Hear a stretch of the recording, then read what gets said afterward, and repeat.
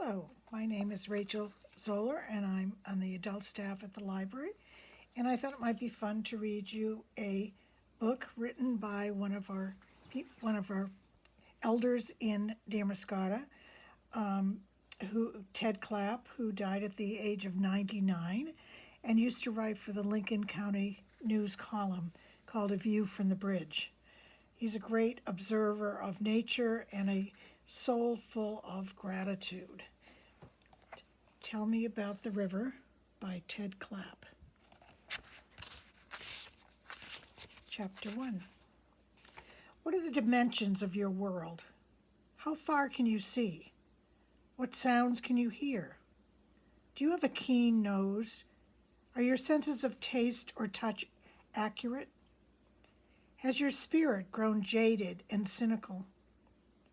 Or can you still manage what's called a warm heart? Each of us has his or her personally unique world with its own dimensions. The spring of the year can be a great time to enlarge that world, to see with new eyes, pay attention to emerging sounds, put our noses back in joint, and freshen ourselves up.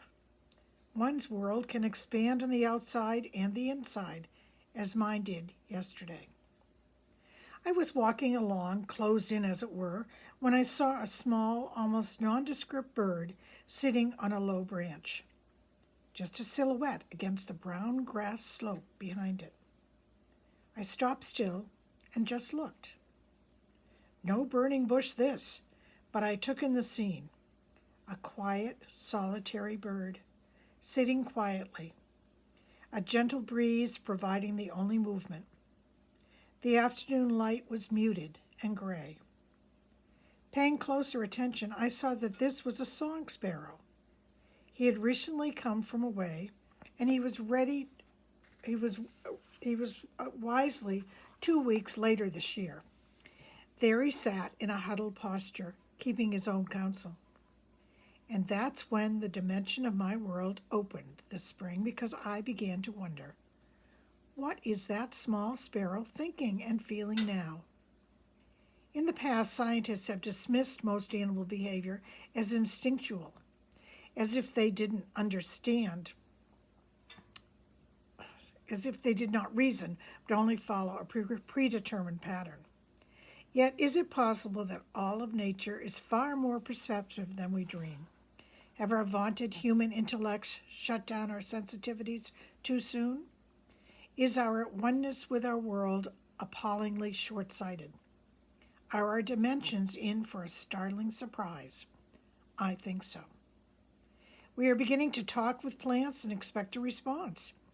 Is the greening of the grass totally unaware of its effect upon us or its chlorophyll consumers?